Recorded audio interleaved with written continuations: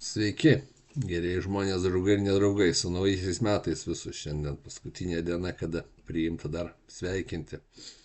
Va, nauji metai ir naujos dovanos. Kalėdų senis atnešė dar vieną dovaną ir taip dabar aš, kai būna, žinot, posakis ir situacija, kai viena akis verkia, kita juokiasi.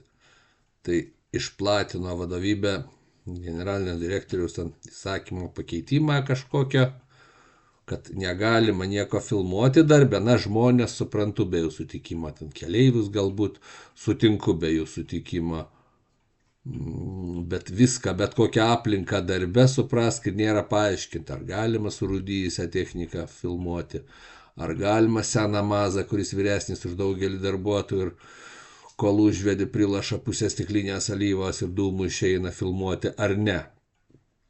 Tai mes visi žinome, kodėl jie tai daro. Ir aš pabandysiu tai paaiškinti. Tai nėra jokia duomenų apsauga, nėra ką ten saugoti. Jie dažnai saugo mūsų duomenys nuo mūsų pačių. Čia tiesiog, mūsų banditiškos valstybės grimasos ir aš tikiuosi, kad šitos bjaurios mados praeis. Dabargi mūsų tas jaunimėlis, jie gražūs jauni žmonės, bet jie nieko nesukūrė savo gyvenime, ta prasme nedirbė versle, nekūrė verslu, o dirbė tik va tokiuose įstaigose. Ir jie labai bijo kritikos. Ir pačiu primityviausiu būdu bando ją užčiaupti. Ką reiškia nefilmuoti, kada netvarka? Ką reiškia neįrašyti kokio nors pokalbio, kai tau grasina? Ką reiškia neįrašyti, kada keleivis, pavyzdžiui, mušasi ar ką nors daro ir paskui skūsis, kad jis skriaudė ir panašiai. Aš čia nenoriu vardyti, yra tiesiog, demagogija. Ir jie, kitas dalykas, jie tokį priėmė, kaip čia pasakyti, kad nemandrai konjunktūrinį, madingą, pagal dabartinę aplinką sprendimą, jie tiesiog prisideda prie diktatūros įtvirtinimo Lietuvoje, tai čia tik aklas gali to nepastebėti. Vienu žodžiu, nedrįskite. Nėra detalizuota, kas konkrečiai yra įmonės aplinka, ten gal teritorija, troleibusas ar kas, ar išlipus iš jo galima ar ne, nežinau. Ar iš tolo galima fotografuoti, filmuoti viešai transportą ar ne, ar tik tai galime kelti kur nors į TikToką su rusiška muzika fone, nežinau, ar tai irgi nebegalima. Ar negalima tik kritikuoti, o galima girti, ten, sakykime, liaupsinti vadovybę kaip puikiai lyderystę, ten tvarumą ir panašiai.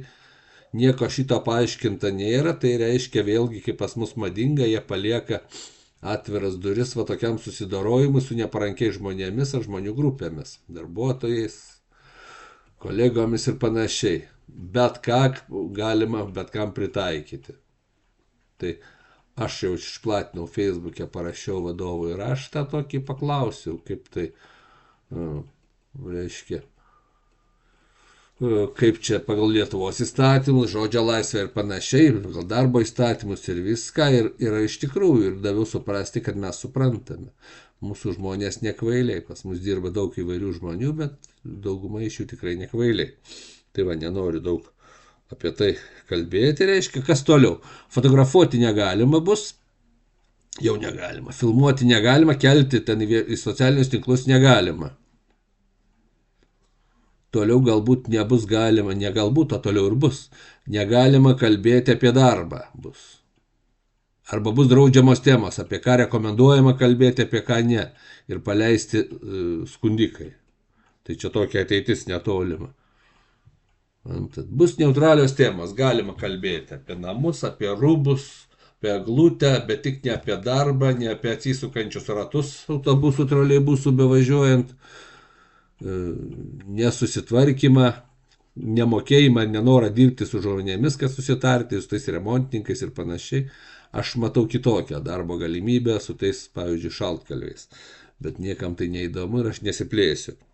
Greitai nebus galima rodyti mimikų, šypsotis dviprasmiškai galbūt. Arba rodyti pyktį veidę, nežinau, aš jau improvizuoju, bet iš tikrųjų taip. Ir suprantat, nesinori čia daug kalbėti, čia neseniai buvo, aš irgi taip pasiekiau truputį, nors geranoriškai, aš tikrai nenoriu blogo įmonėje. įmonėje viskas būtų neblogai, na tik mes gyvenam tokiais laikais, ne tik mes, bet Europa. Lietuva, na, įvedinėjama diktatūra. Nežinau, tie, kas gyvenę, mano amžininkai, mes atsimenam tos dalykus. Tai priminsiu tos susirinkimus, kai čia būna kas mėnesį vairuotojų, kada generalinio direktoriaus lygmenyje sprendžiama vagiamas tualetinis popierius ar ne. Ar ten šaukštų skaičiuojama galų stotėse. Tai paimprovizuokim, tai galbūt reikėtų pamatuoti visų užpakalius, kiek kiekvienam skirti popieriaus reikia pagal užpakalio dydį. Iš tikrųjų tik tiek verti tie susirinkimai ir jūs žmonės, kurie eina, tos moterys, va mūsų draugai esam, jūs tik padedate jiems rodyti, kad jie dirba. Iš tikrųjų nieko nedaro, duoda jums įsišūkauti ir toliau daro savo darbus. Anketa dėl lyderystės, tai man atrodo, kad jau mirė, nes, nėra ką ten pasakyti, pati anketa gera, bet žinote, ir atomas irgi gali būti kaip kūras ir gali būti kaip ginklas, lygiai taip pat kaip parakas, tai jinai taikama ne tam, tiem patiem dalykam pakelti katinui uodegą, kad mūsų vadovai rodo pasiaukojančią lyderystę. Ir dabar man toks dėžavų, kad čia man vienam skirtas šitas įsakymas, kad aš nieko nefilmuočiau, nekelčiau, nesiginčiau ir panašiai. Dabar ką reiškia paklausti bijančio kokio nors vidutinio viršininkėlę, kuris bijo už savo kailį, ar aš galiu tą filmuoti ar ne? Aišku, kad nesakė, žinoma, kad ne. Vantat. Tai čia lyderystės pavyzdžius mes galim. Iki 8 būna vairuotojų sėdinčių, kada nėra autobusų, nėra kuo važiuoti, suprantat. Ir bijoma sakyti, kada Varšuva perka dabar dizelinius naujus autobusus. Tai mes dar rodydami lyderystę, likdami praeitame amžiuje, ieško kažkokio elektrinių, kurie po metų bus niekam tikę ir brangus. Kažkokių vandenilinių, kurie dar nesukurti, bet svarbu, kad būtų brangus. Ir kad nusiaupti valstybės, savivaldybės biudžetą. Irgi nenoriu plėstis, nes tema ne ta. Tiesiog noriu pasakyti, kad jeigu mes kritikuojame, tai nereiškia, kad linkime blogo, lygiai taip pat ir aš. Noriu, kad žmonės mėly atsipeikėtumėt. Bet tie mūsų vadovai, jūs jau nesat, kai kurių tėvai mano amžiaus, tai jų pasiklauskit, ar viskas čia gerai, kodėl čia tas durnius šneka tokius niekus kalbarius. Maždaug. Dabar, jūsų ta lyderystė, šitie, negaliu nepaminėti, tie skudurai atsiradę, kur atnešti reikia, kažkas pasiims. Galbūt tą galima būtų daryti, bet nebūtinai pakabinta viešai. Ten turėtų būti sandėliukas ir pranešta, kas norit atneškit, mielai laukiam ir panašiai, kaip užklasinė veikla. O šiandien tai gaunasi kaip pagrindinė veikla, ką daro įmonė. Suprantat? Vat kur yra. Prikrauta tų neskoningų kartoninių dėžių, kurios erzina. Tiesiog aš esu aistringas, netgi aplinkosaugininkas, bet šiai dieną aš tikrai nerūšiuoju, aš netikiu šito dalyku. Metu bet ką bele kur, tai prisipažįstu, iš karto jau galite pradėti bausti. Tai čia tokie lyderystės pavyzdžiai. Dabar buvo mano keli tie video, jos pamatė, nuskambėjo ir ko gero, kad čia tai ir paskatino išleisti tą įsakymą, galų galės atremdyti tą durnių. Nežinau, gal per daug savęs sureikšminu. Netame esmė. Dabar, kas dėl to kaltas? Yra labai nekonstruktyvu kaltinti valdžią, Lietuvą, Europos Sąjungą, Ameriką, ką norit, Rusiją galų galę, nesvarbu. Žmonės mėly, mes patys kalti. Aš tikrai visus labai gerbiu ir myliu kolegas, net kurie manęs nemėgsta, mes visi skirtingi, aš irgi nesu kažkoks skirtinis, bet negalima pigiai parsiduoti už stiklinius karoliukus. Negalima laukti tų rėmelių, tokių dabar vienodį paėjo su tais garbės raštais. Suprantat, jie jūs nuperka. Nuperka jūsų tylėjimą, pasiimdami laisvę.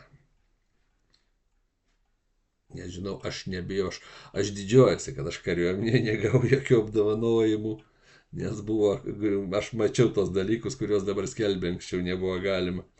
kalbėti. Lygiai ir čia aš didžiuojuosi, kai manęs negeria, neskatina niekdariai visokie arba, nesąžininkai, ne kažką.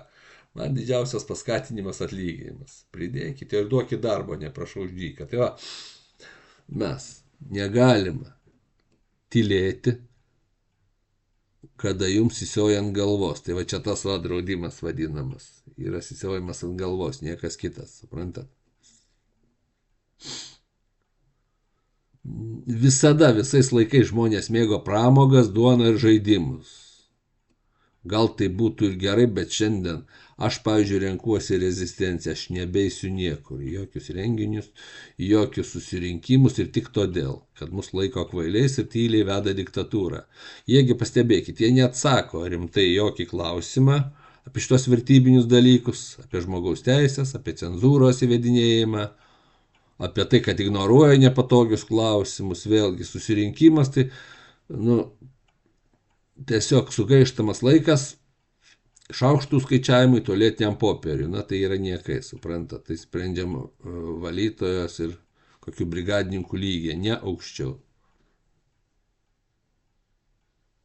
Aš kviečiu parodyti solidarumą ir ignoruoti. Va tokias dovanas, tai yra pakišos, čia yra kyšiai. Va tokius renginius. Labai neseniai čia buvo, pavadavau dabar tuos, kurie techninę pagalbą sirgo žmogus. Atvežė sriubos. Ten kelintą vakarą pasirodo, ne pirmi metai.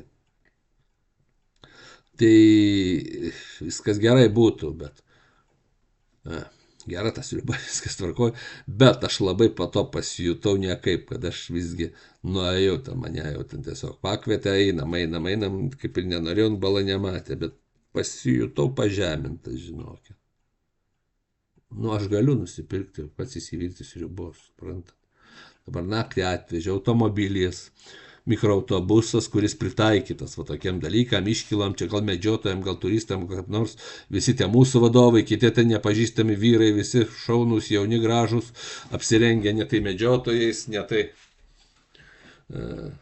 darbininkais kažkokiais apranga, bet brangiai, nepigia, viskas tvarkoj. Autobusas tam, kaip minėjau, pritaikytas, viešasis transportas tokio neturi, tai leiskit spėti. Išsinuomotas iš draugų. Draugams sumokant nemenką kainą, tų pačių Vilniečių pinigų, kur bilietų kainos didėja. Pasakysiu vadovams tokią baisią naujieną, mes mokam pasitikrinti viešuosius pirkimus ir pasižiūrėti. Tai ir tą padarysim. Nes kol kas visi, kurie buvo kviestiniai visokie renginiai, svečiai, tai labai nesunku atgaminti. Pagal žmonių hobius vadovų, jų sutuoktinių hobius, turimus verslus ir panašiai. Čia Lietuva maža ir patys įsiduodate, suprantat. Tai siūlyčiau tokius dalykus ignoruoti žmonės, pasijuskit žmonėmis, pasidarom tarpusavį ignorim.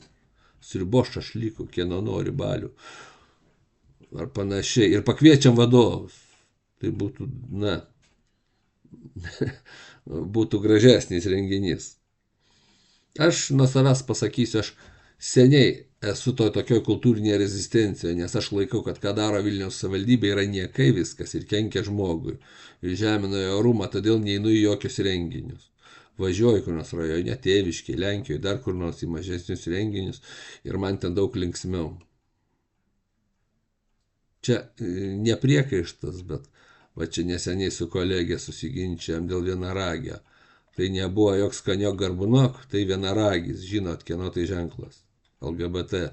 LGBT yra reakcinga, karinga organizacija, pasisakanti visur už cenzūrą, diktatūrą ir panašiai. Tai ne tik, kad negalima vaikui ją duoti, bet jeigu vaikas palėtė, reikia rankas nuplauti su muilu.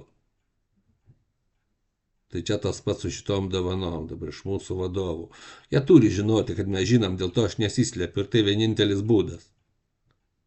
Sakyti viešai, ką manau, o ne priiminėti už mūsų pačių pinigus nupirktas dovanėlės pigias. O kitaip mes nieko nepadarysim. Tai va, dar kartą visus su naujais metais, su 3 karaliais, gero vakaro ir, mėly žmonės, galvokit, nes už stiklo karaliukus mes atiduodame savo laisvę, savo ir vaikų ateitį. Ne tik čia, bet ir Lietuvoje. Tai va tiek. Komentuokite, dalinkitės, netingėkite, būkite aktyvūs. Žiūrėkit, sako, mes nieko nepakeisim. Galbūt. Bet visi, beveik visi turėjom ir turim artimųjų, kurie sunkiai sirga. Gydymas buvo beviltiškas. Bet mesgi jų nemetėm. Mes juos gydėm ir žinojom, kad nieko nebus.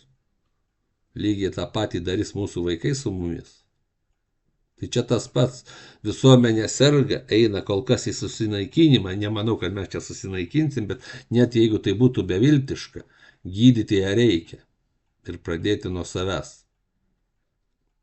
Tai va, dabar jau tikrai, ate.